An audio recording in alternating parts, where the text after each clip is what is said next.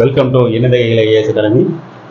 நீங்கள் பார்க்க போகிறது இந்த டிஎன்பிஎஸ்சியில் நடத்தக்கூடிய எக்ஸாம், அது ட்ரிபிள் பிரான்ச்சிங் நடத்தின எக்ஸாம். ப்ரீவியஸ் கொஸ்டின்ஸே என்ன கேட்டிருந்தாங்க, அந்த கொஸ்டின் ஆன்சர், கொஸ்டின் டிஸ்கஷன் தான் பார்க்க போகிறோம். ரைட்டுங்களா? அதுக்குரிய ஆன்சர் என்னவா இருக்கும், எது ரைட்டான ஆன்சரு. ஸோ அந்த கொஸ்டினை நம்ம கரெக்டாக புரிஞ்சுக்கணும் இல்லைங்களா? மெயினான விஷயம் தான். கொஸ்டினை சரியாக புரிஞ்சுக்கிட்டு தான் நம்ம அண்டர்ஸ்டாண்ட் பண்ண முடியுதா 4 ஆன்சரில் எதுங்கிறத நம்ம கரெக்டாக சூஸ் பண்ண முடியும். அது ரொம்ப முக்கியமான விஷயம். கேட்டுங்களா? இப்போ ஒரு கொஸ்டினாக பார்த்துருவோமா? ஃபஸ்ட்டு டியூயல் பீம் சிஆர்ஓ, அதாவது சிஆர்ஓக்குள்ள சிஆர்ஓ பற்றி பார்த்துருவோம் நம்ம கேத்தோட் ரே டெலஸ்கோப்.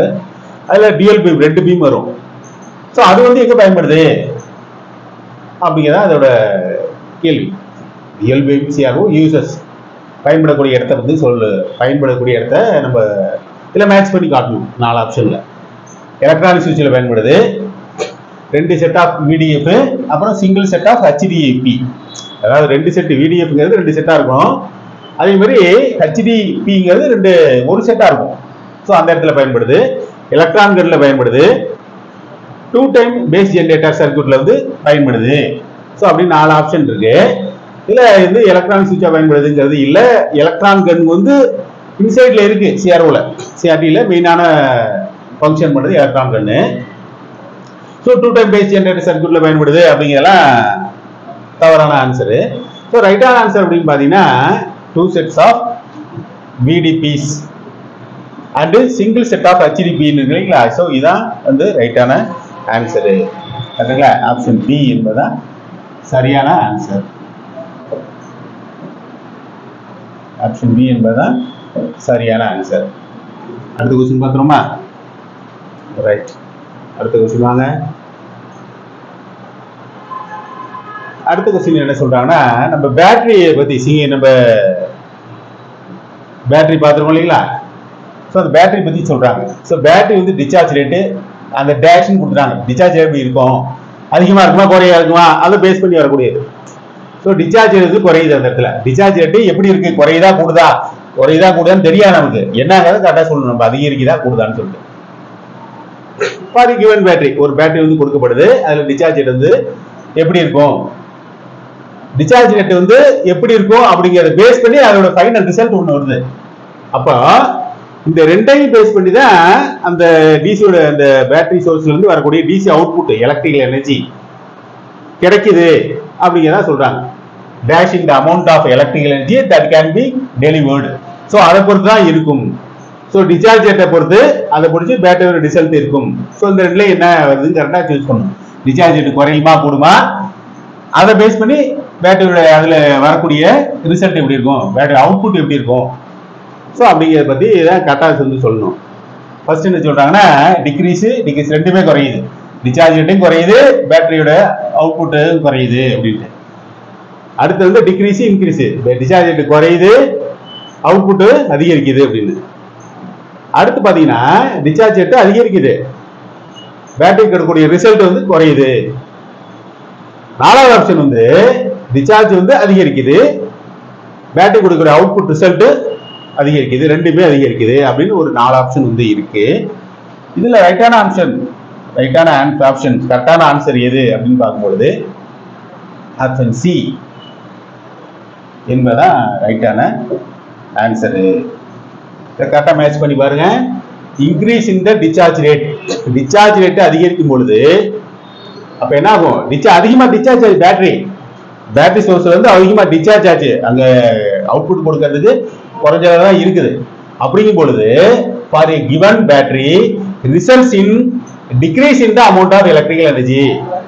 பேட்டரியில இருந்து வரக்கூடிய அவுட்புட் எனர்ஜி எப்படி இருக்கும், குறைஞ்சு போயிடும். டிஸ்சார்ஜ் அதிகமாச்சு என்ன ஆகும், ரைட்டுங்களா? டிஸ்சார்ஜ் ரேட் அதிகமா டிஸ்சார்ஜ் ஆகுது அங்க இருந்து, அப்ப அவுட்புட் கொண்டு குறைஞ்சு போயிடும். ரைட்டுங்களா? அது சார்ஜிங் கண்டிஷன் இருந்தாதான் நமக்கு பேட்டரியில இருந்து கிடைக்கக்கூடிய அவுட்புட் ஆனது அதிகமாக இருக்கும். டிஸ்சார்ஜ் ரேட் அதிகரிக்கும் பொழுது இது குறைஞ்சிடும். ரைட்டுங்களா? ஸோ இதான் வந்து ரைட்டான ஆன்சர். ஓகே, அடுத்த question. In n-type semiconductor there are. So n-type செமிகண்டக்டர்ல நம்ம அந்த இடிசியில் அதை வந்து பார்த்துருக்கோம். n-type, p-type, holes, electrons, so இதை பற்றிலாம் நம்ம தெளிவாக வந்து பார்த்துருக்கோம்.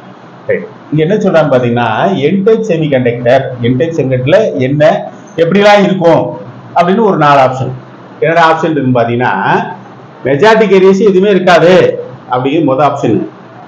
ரெண்டாவது ஆப்ஷன் பாத்தீங்கன்னா போல்ஸ் தான் மெஜாரிட்டி கேரியர்ஸா இருக்கும். மூணாவது பாத்தீங்கன்னா இம்மொபைல் நெகட்டிவ் அயன்ஸ், இந்த நெகட்டிவ் அயன்ஸ் இருக்கு இல்லைங்களா, அது வந்து மொபைல் மூவ் ஆகாது, அப்படியே இருக்கும், மூவ் ஆகாம இருக்கும்.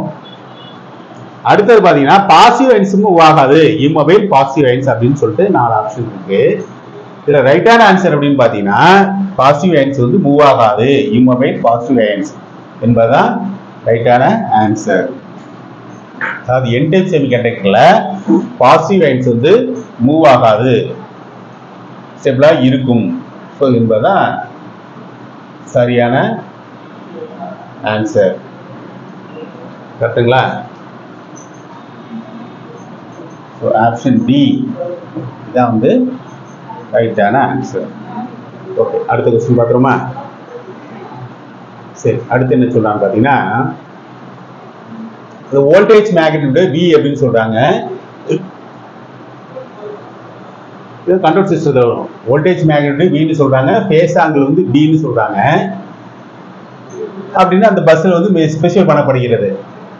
அந்த வகை இது மாதிரி சொல்லப்படக்கூடிய பஸ் வந்து எந்த வகையில வரும், அதை எப்படி கிளாசிஃபை பண்றாங்க அது பாத்தீங்கன்னா, first slack bus, generator bus, load bus, feeder அப்படின்னு ஒரு 4 ஆப்ஷன் வந்து கொடுக்கப்பட்டிருக்கு.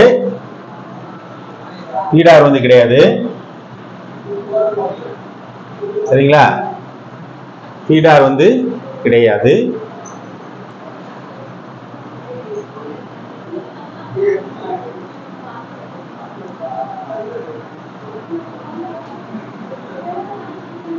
லோட் பஸ்ஸும் கிடையாது, சரியா? ஃபீடர் வந்து இல்ல, லோட் பஸ்ஸும் இல்ல, ஜெனரேட்டர் பஸ்ஸும் இல்ல. இந்த 3 இல்லைன்னா அடுத்து ஆட்டோமேட்டிக்கா என்னவா இருக்கும், ஸ்லாக் பஸ் என்பதுதான் சரியான ஆன்சர்.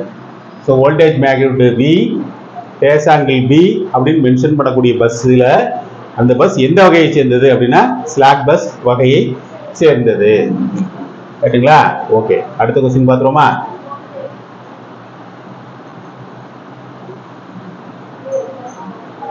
அடுத்த கொஸ்டின், சரி, டம்மி ஸ்ட்ரெயின் கேஜஸ். ஸ்ட்ரெயின் கேஜ்ல டம்மி அது வந்து ஃபங்க்ஷன் ஆகல, அப்படியே இருக்கு. ஸோ அது வந்து எங்க பயன்படுத்தப்படுது அப்படின்னு பாத்தீங்கன்னா, காம்பன்சேஷன் ஆஃப் டெம்பரேச்சர் சேஞ்சஸ், டெம்பரேச்சர்ல ஏற்படக்கூடிய சேஞ்சஸை காம்பன்சேட் பண்றதுக்கு. அடுத்து இன்க்ரீஸ் சென்சிட்டிவிட்டி ஆஃப் பிரிட்ஜோட சென்சிட்டிவிட்டியை இன்க்ரீஸ் பண்றதுக்கு. எப்பனாக்க இது எல்லாம் இன்க்ளூடா வரும் பொழுது, அவங்க சொல்லக்கூடிய விஷயம் எல்லாம் இன்க்ளூடா வரும் பொழுது அந்த பிரிட்ஜோட சென்சிட்டிவிட்டியை இன்க்ரீஸ் பண்றது பயன்படுது. அடுத்து பாத்தீங்கன்னா காம்பன்சேஷன் ஆஃப் டிஃபரண்ட் எக்ஸ்பான்ஷன், பல்வேறுபட்ட எக்ஸ்பான்ஷனுக்கு இதை எக்ஸ்பான்ஷனை காம்பன்சேட் பண்றதுக்கு பயன்படுது. அடுத்து பாத்தீங்கன்னா காலிபரேஷன் ஆஃப் ஸ்ட்ரெயின் கேஜோட காலிபரேட் பண்றதுக்கு பயன்படுது அப்படின்னு சொல்லிட்டு ஒரு 4 ஆப்ஷன் இருக்கு. இதுல வந்து பாத்தீங்கன்னா ரைட்டான ஆப்ஷன் அப்படின்னு பாத்தீங்கன்னா option A, compensation of temperature changes. டெம்பரேச்சர்ல ஏற்படக்கூடிய சேஞ்சஸை காம்பன்சேட் பண்றதுக்கு டம்மி ஸ்ட்ரெயின் கேஜ் ஆனது பயன்படுத்தப்படுகிறது. சரிங்களா? ஸோ ஆப்ஷன் ஏ என்பதுதான் சரியான ஆன்சர். ஓகேங்களா? ஸோ எக்ஸாமுக்கு வந்து நாட்கள் நெருங்கிட்டு இருக்கு, அதனால நல்லா ப்ரிப்பேர் பண்ணுங்க, ரிவைஸ் பண்ணுங்க. அடுத்த வீடியோவில் நம்ம சந்திப்போம். Thank you very much.